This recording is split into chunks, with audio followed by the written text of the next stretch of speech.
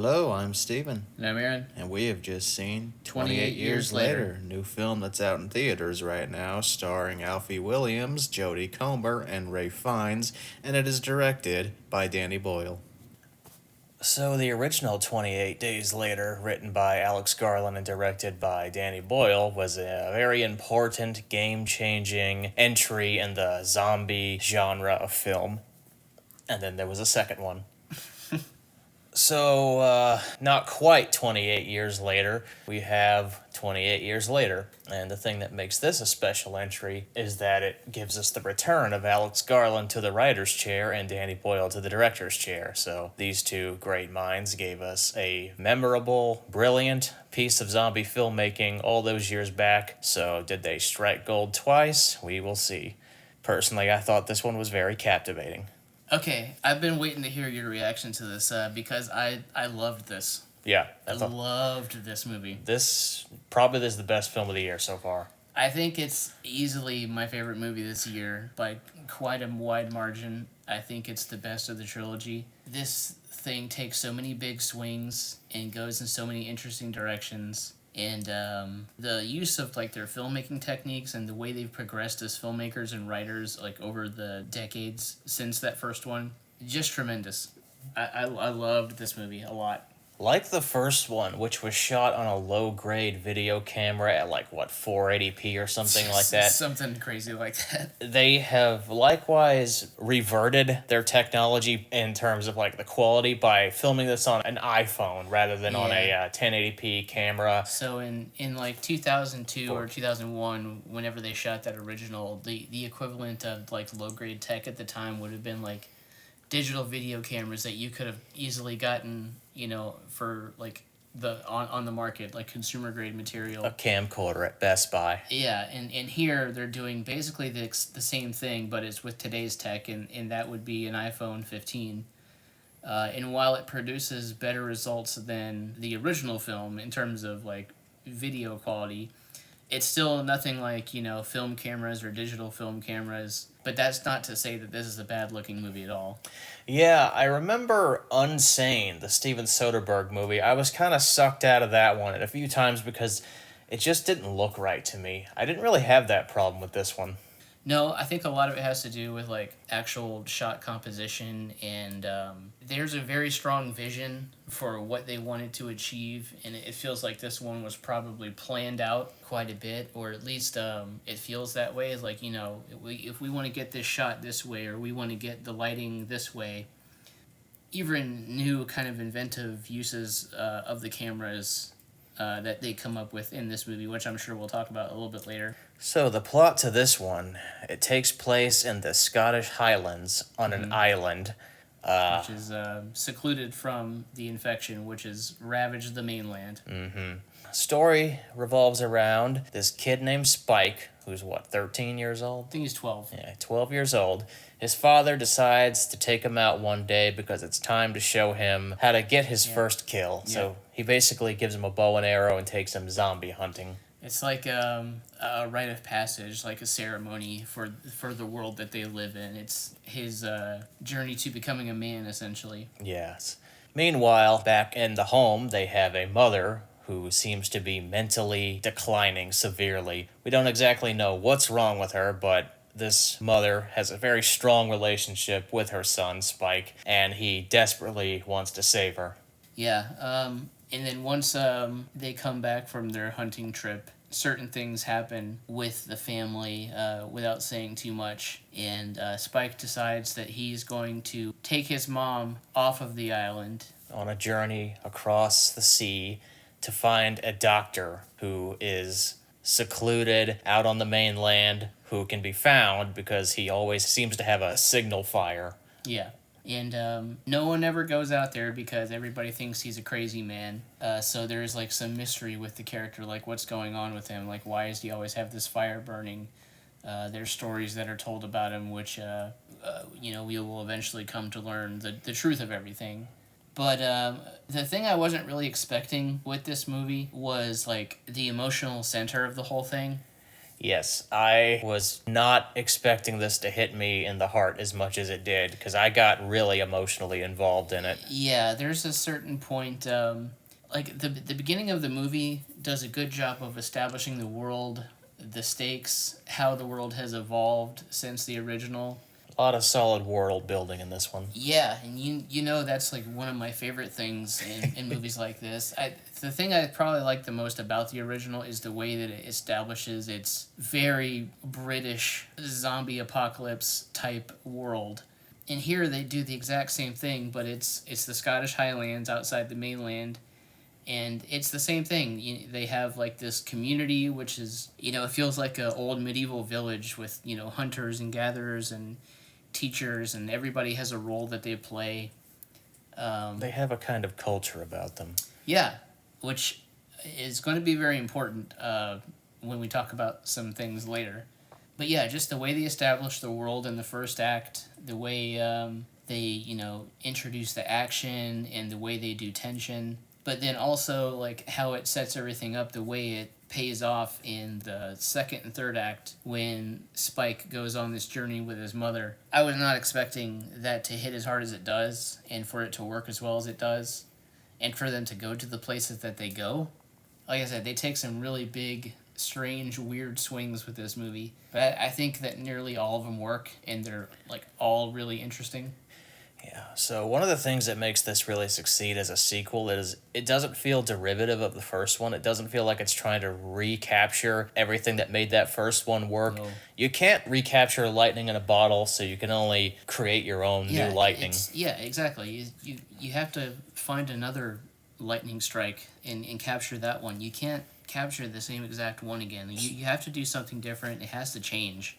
So yeah, instead of just a small collection of people walking around the city in this grungy city, we move it to the Scottish Highlands out in the wilderness, and you got this big community of people with their own culture, and the adventure takes them to surprisingly emotional places, to very dark places, to actually pretty tense and unsettling places, because this actually is a very unsettling film. Dude, for probably the first hour and 15 minutes of this movie, I could feel my chest like kind of pounding. I could feel myself like tensed in my seat. Yeah, yeah, we don't experience that much with horror films. No, never.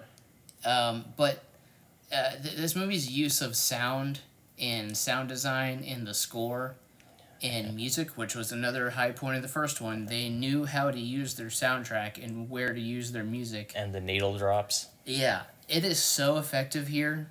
I forget who wrote it, but the use of that poem, the reading of that poem that was used in the trailer, it's actually used in the movie here. Like, that's one of the strongest moments of like tension and establishing a mood and atmosphere in the movie here. That's exactly the first thing my mind went to. It just evokes apocalypse. Yeah, it feels like somebody's like grabbing you and shaking you, and yeah, like you said, it evokes apocalypse. It evokes like end times, end of the world. Just puts you right there with the characters.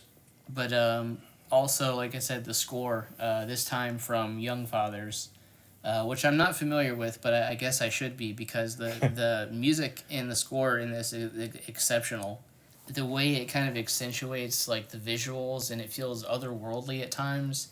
There's a chase scene in this movie across this what do they call it? Causeway. The causeway which connects the island to the mainland. Yeah, the causeway can only be accessed before high tide. On low tide, yeah, so they can cross it. But there's a chase scene with an alpha zombie. Yeah, which is a new addition here. They're called alpha. The infected have evolved.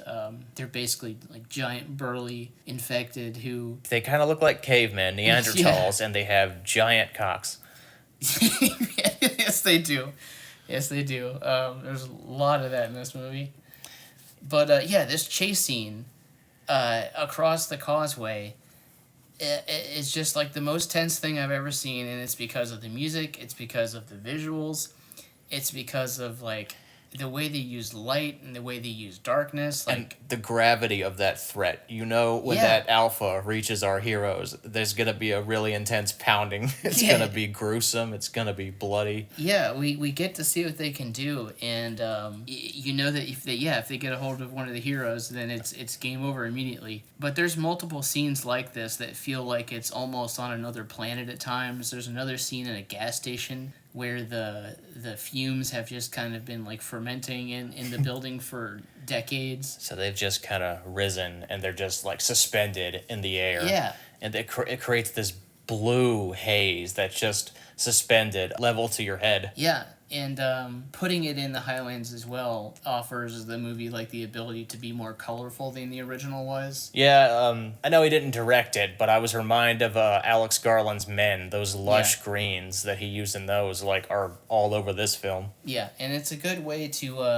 kind of lighten the tone after some like seriously dark stuff goes on. You just get beautiful shots of the scenery, sunsets, or like silhouetted backdrops against the sun and stuff like that. And it's certainly a step up from that second film, which was just dark and crappy looking. Yeah, I know they said that they weren't going to like remove it from the canon, but the opening text of the movie basically undoes that movie. So I'm not complaining about that. I did not like that movie. Yeah, no, that didn't happen. But yeah, again, like the way they build tension in this movie is not like I've seen in a horror movie in a very, very, very long time. I like the portrayal of the infected in this one. Most of them are all nude because they don't care about clothing because, like, over time their clothes have ripped off or decayed off, or maybe new infected are born that just never dress. And there's kind of like with the inclusion of these alphas, kind of like a hierarchical structure Yeah, I that was they gonna have say now. they almost have their own subculture now. I mean, they've been around for so long that they truly have kind of evolved, like you would expect them to. They do stuff in this movie that I never would have expected, that I never thought they would go for. There's stuff in this movie that has you like scratching your head and like, really? Like, are we really doing this right now? This is so bizarre. But if you kind of think about it, you can kind of piece together how certain things that happen in this movie might actually work. It makes you think about the infection and the way it's changed, and the potential in future movies or iterations to do more clever, interesting stuff with it. It's a film that takes chances. It's not sequel by committee. No. And it has the same kind of like rebellious do-it-yourself spirit that the first one had. Despite having much bigger budget and Yeah, the thing that sucks about the second one is that it felt like a studio zombie movie dressed up in 28's clothes, yeah. which is not what you want to see. You want to see, risk taking. You want to see, that rebellious attitude. Like I said, this is a very British movie, and that is something that was lost in the second one. The protagonist of this story is that 12-year-old boy, Spike, and Yeah, he's played by Alfie Williams, which I think this is his first feature. He's phenomenal in yeah, this. I like that kid a lot. Very easy to get behind. Instantly sympathetic, and I could certainly empathize with his love for his mother, and Jodie Comer as the mother does a great job. Yeah, I feel like every year we say this, but the Academy has somewhat changed and has come around to some of the more strange and weird when it comes to films. But Genre filmmaking. yeah, if she doesn't get recognition this year, I think for this role, it will be a shame, because she's truly fantastic in this movie. Yeah, and if she doesn't, I hope it's just because there's like 5 other way, way better performances. Yeah, exactly. Neither of us, I would say, are the biggest fans of Aaron Taylor Johnson. Correct, but he actually did pretty well here. He's good here. I- He's really good here.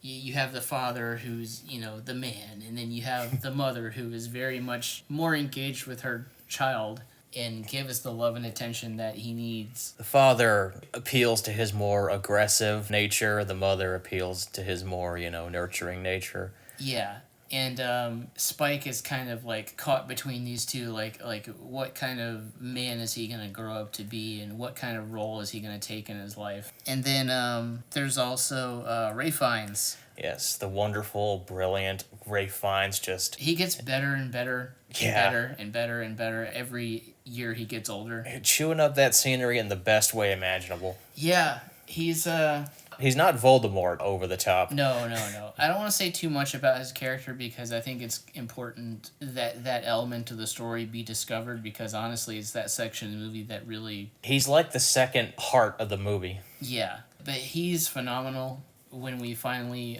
discover him and what's going on with him. The theme of the movie is exploring grief and death in the apocalypse and what kind of shapes and forms it can take. How something that can look gruesome or like it maybe even in bad taste on the surface actually represents something like really meaningful and beautiful.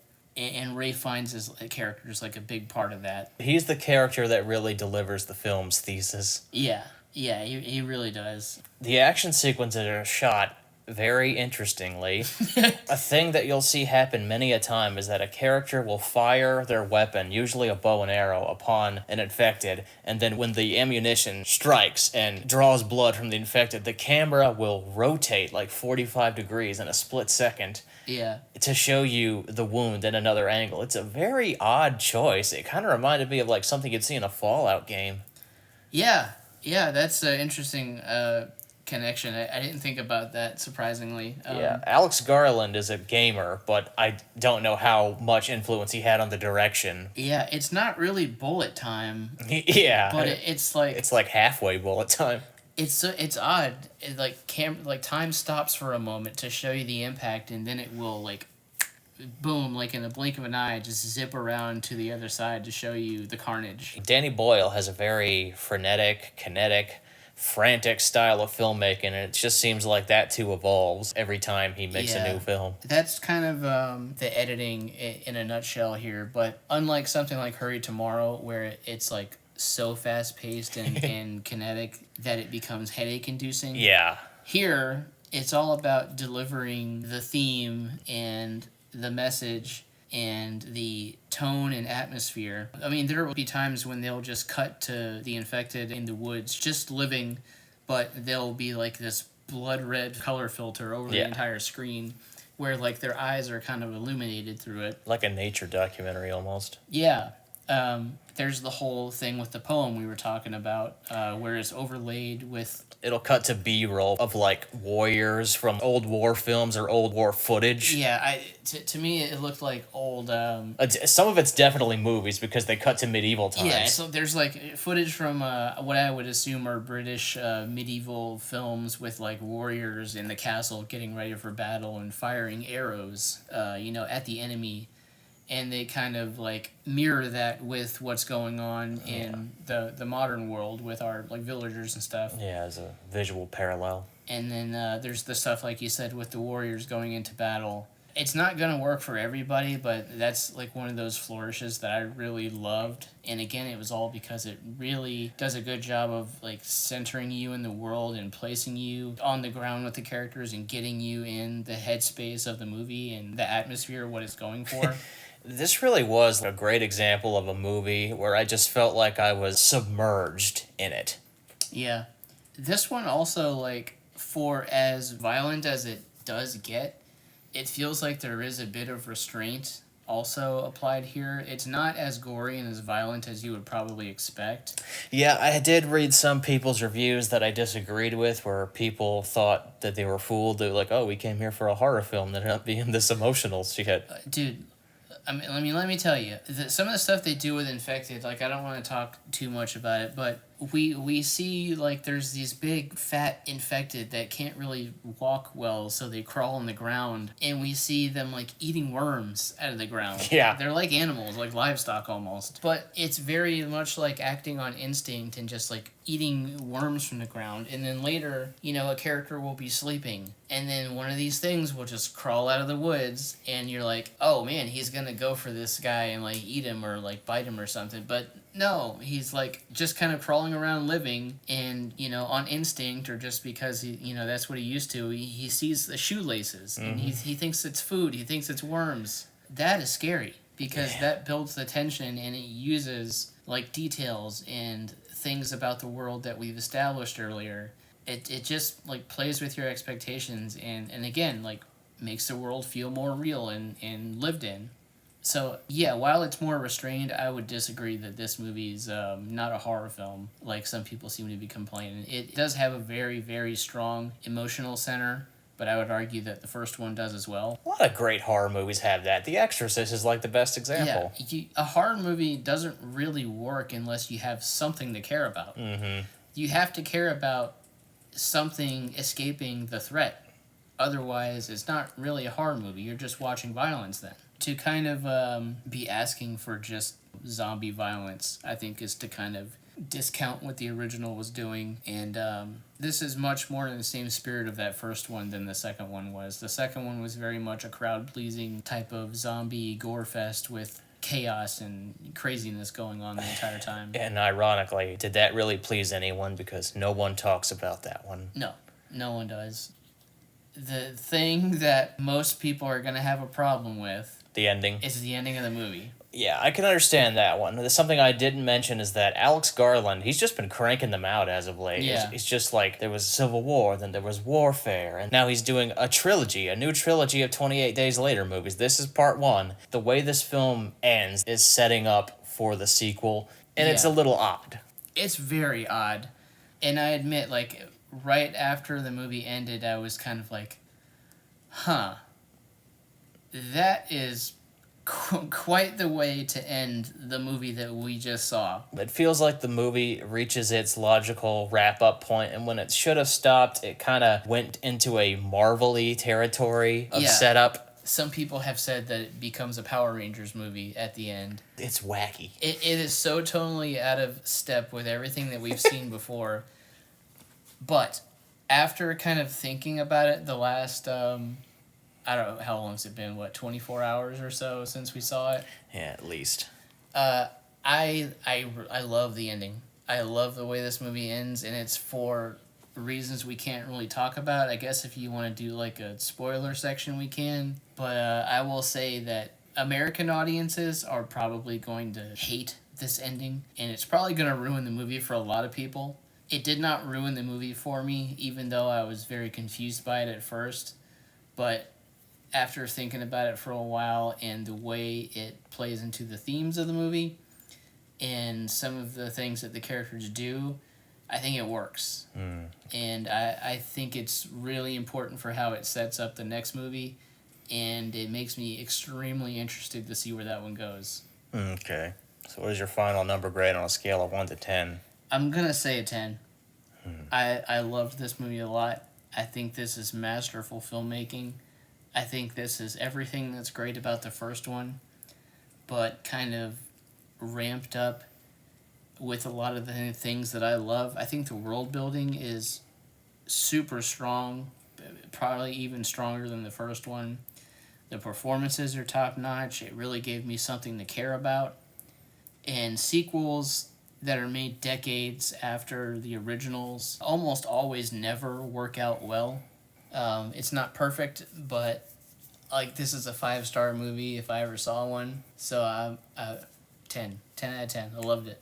I'm thinking a very, very strong 9, borderline 10. If I rewatch this down the line, I might increase the rating because that does happen. My only other criticism, really, other than the odd ending, was I think the CGI looked a bit crap at times. It does. I said after we rewatched the second one that was a movie whose ambition far exceeded its budget. And that's kind of true here as well. The thing about it here that I think works outside of a few instances is that it helps like contribute to that otherworldly quality I was talking about. There's one section very early in the movie when they go out for the hunt where they encounter a large herd of deer. Yeah. That's basically like, what is it? The water buffalo or the things in The Lion King? The wildebeest. The wildebeest, yeah. It felt like that, and like it's probably too much to do in a movie like this that has the budget that it probably has. Yeah. The first thing I thought when I saw it is, ooh, that reminds me of the Gallimimus from Jurassic Park, the Gallimimus stampede, only it doesn't look as good. Yeah, but there are other times when it's like, I think it contributes to the atmosphere and the tone. Like that causeway chase scene I was talking about earlier uses a lot of like enhancements and digital effects to create the scene, and it doesn't always look the most convincing, but I think it helps create that atmosphere and the tone and the tension that I was talking about that I think works so well. But yeah, there's definitely some spots where it stands out like a sore thumb. So those are our ratings, a strong 9 and a strong 10. Both very enthusiastic yeses from us. That's 28 years later. It's great. Definitely see it and then see it again. Yep. So why do you like the ending?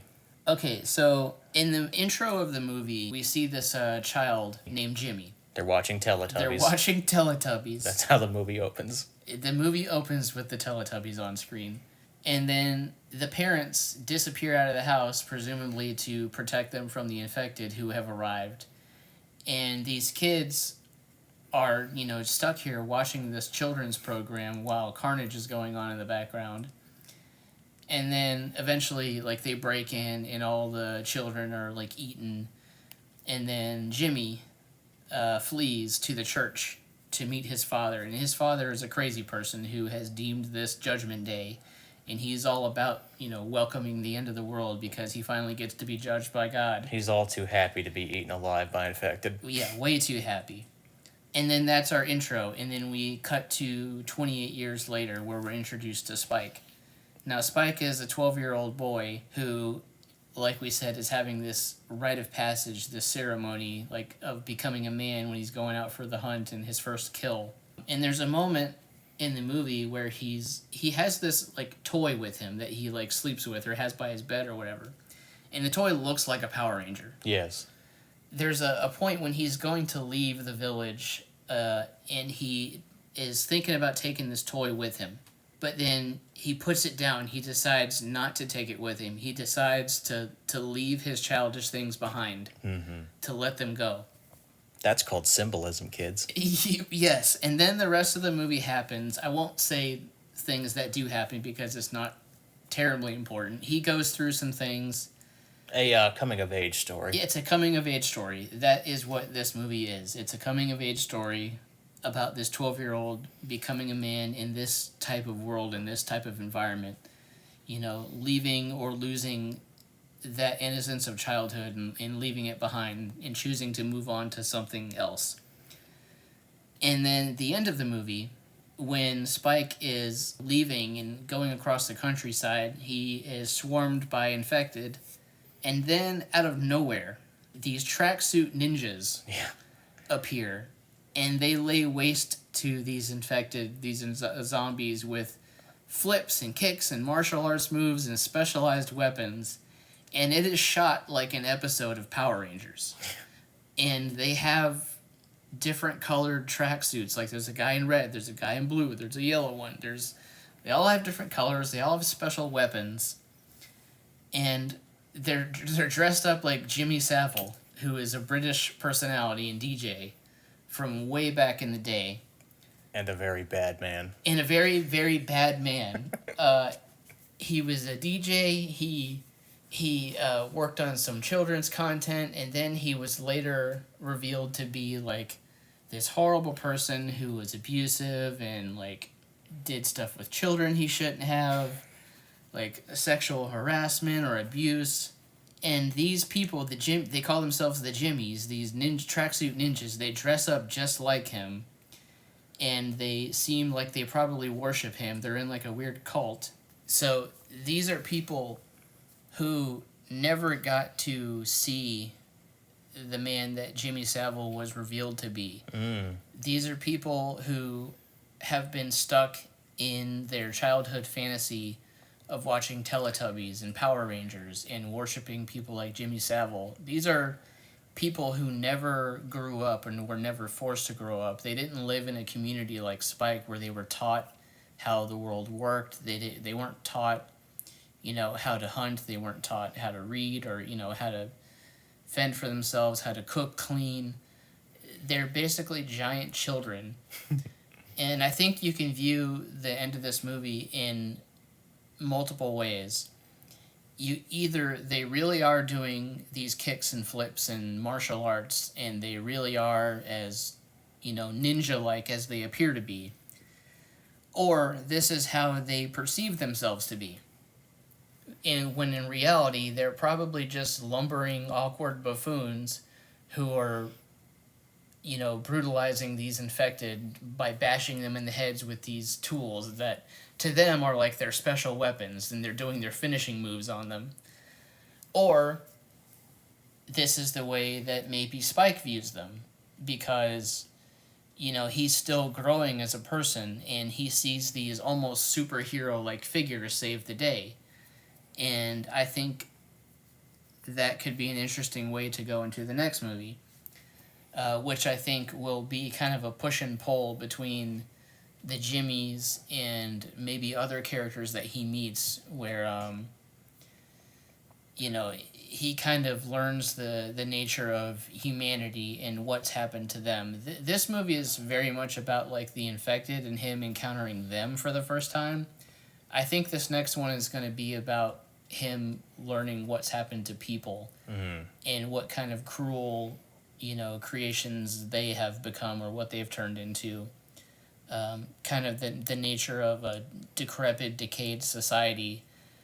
People, especially in the city or on the mainland. I think we're going to go back to the city, and I think we're going to have probably some returning characters, and I think it's going to be a much more, even more punk rock and rebellious movie than even this one or the first one was.